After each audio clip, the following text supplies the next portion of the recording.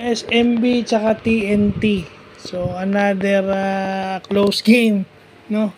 At ito na pala yung huling laro daw ni Ivan Aska dahil papalitan na to. Well, syempre, no? Kasi Aska is a good complement for Junmar. Injured si Junmar. Matagal-tagal siyang hindi makakabalik. So dapat humanap ang isang import na papalit dun sa naiwang role ni Junmar. Kasi ang mangyayari niya, pagbalik ni Junmar, Twin Towers na yun. Twin Towers na sila para i-match up sa Ginebra or dun sa iba pang powerhouse teams, lalo na yung Magnolia dahil may James Laput sila, di ba?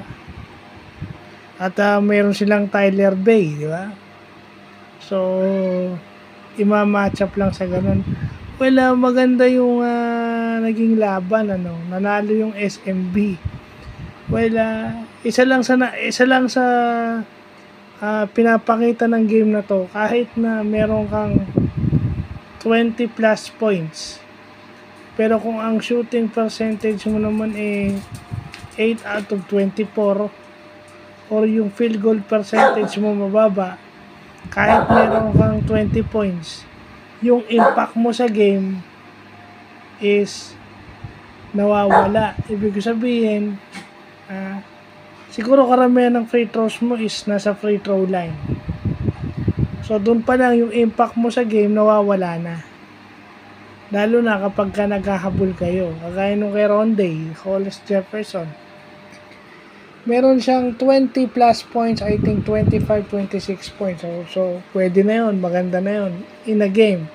Pero kung ang field goal percentage mo napakababa, hindi mo matutulungan ang team mo na manalo, lalo na kung import ka. Sa import yun, sa import yun.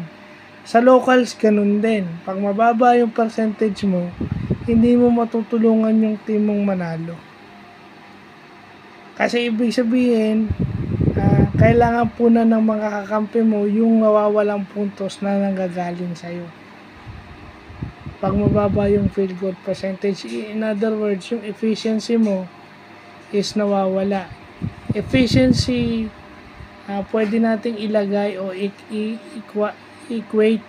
equate sa yung field goal percentage, pwede nating i-equate sa efficiency.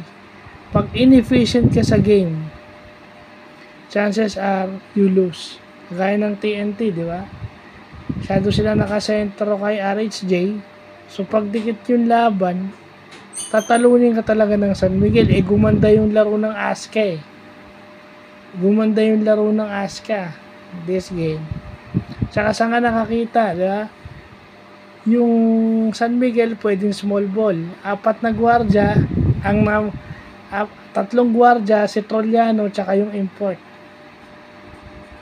Pwede na nilang gawin yun. So, yun yung kombinasyon ni George Gallant na tumapos ng third quarter at nagpasimula ng fourth quarter. Maganda naman ang naging resulta. Bali si Ivan Aska yung naging sentro ng lineup na yun. Sa sobrang init nga ng laban, nag-away pa nga si Aska tsaka si Terence. Ganun ka, yung game na yun. Well, yun lang talaga, mas malalim lang talaga, mas maraming player yung SMB kesa sa TNT. Kasi kita nyo, kung hindi na bumalik si Jason Castro, wala na. Dahil diba parang nagka-injured ata si Jason Castro, pumunta ng Davao, hindi na natin nakita bumalik. So yun, malaking factor, hindi na nakabalik si Dobler.